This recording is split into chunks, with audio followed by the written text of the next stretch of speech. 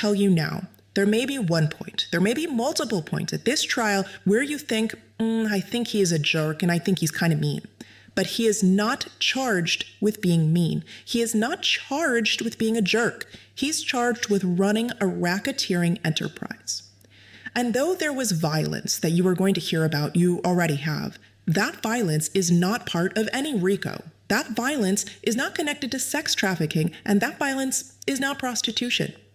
There was a name in criminal law for the violence we will hear about and we will see at this trial. It is called domestic violence. It is called assault.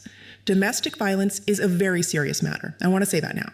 It is a bad, illegal problem, and it is something that the law addresses. We take full responsibility that there was domestic violence in this case. Domestic violence is not sex trafficking. I want to say it again. Domestic violence is not sex trafficking. Had he been charged with domestic violence, had he been charged with assault, we would not be here right now.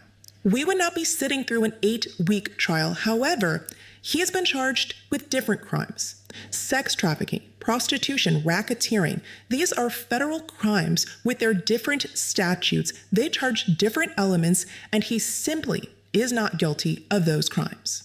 One of the central themes of my statements to you will be personal accountability and personal responsibility. As the trial goes on, we will see that with each witness. We are going to take that on ourselves. We will not shy away from the things Mr. Combs did, but we will not deny his personal responsibility or own the things he did not do. We are telling you right now that he is physical, that he is a drug dealer. I'm telling you, he had a bit of a different sex life. For example, you have not heard any evidence in this case, but the prosecutors already told you about lubricant, and you may know of his love of baby oil.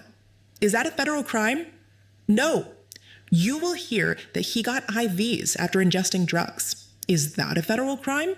No. He will be responsible. He will be accountable for the things that he did. But we will fight for his freedom throughout the next 8 weeks for what he did not do. And he cannot be the only person in this case who accepts personal responsibility and accountability for his actions. The alleged victims who will testify in this case are capable, strong adult women. They were all getting something each of them wanted from him and from being in a romantic relationship with him. And these adults, capable, strong women, will have to take on the same level of personal responsibility for their lives that he is going to take on for his. When any person in life makes an adult choice, that is a free choice. A free choice has pros, it has cons. You may think there are better choices. You may think there are worse choices, but that does not eliminate the personal responsibility behind those choices. And each of the women you will hear from, they all had personal responsibility and the freedom to make the choices that they made. You will hear from these women. You will see these women. You will meet them. They will sit in that witness chair a few feet away, and you will evaluate them for yourselves. You will see that they are capable. You will see that they are strong, and you will see that they made free choices every single day for years. As you are listening to the evidence and you listen to them testify, I want you to ask yourselves, what are all the ways that this individual had the ability to make that choice? Ask yourselves, what are they getting from being with Sean Combs? They are not with him because they are stuck or because they are without a choice. The government will try to show you that Sean Combs is the only one getting something from each of the alleged victims who testify in this case. But with each of these individuals, ask yourself, what is this person getting? They are with him or they are working for him because they are getting something they want from being with him. Now, with each person, that something may be different, and it usually is, but with each person, they are all getting something. So as you listen to the evidence, watch closely to the role that jealousy plays in the case. We have talked to you, both of us already, about jealousy and how it is pervasive and present in every single relationship. But I want to also let you know it drives a lot of the choices that the alleged victims make here.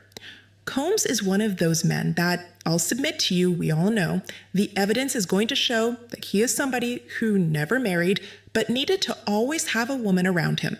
He is a many-woman man. He has 7 children by 4 different women. And he's the kind of guy who is always in relationships. In fact, he was always in multiple relationships.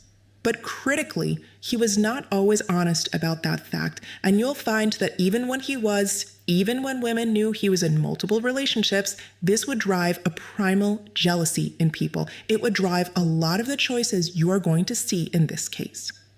You are also going to see that Sean Combs is extremely jealous.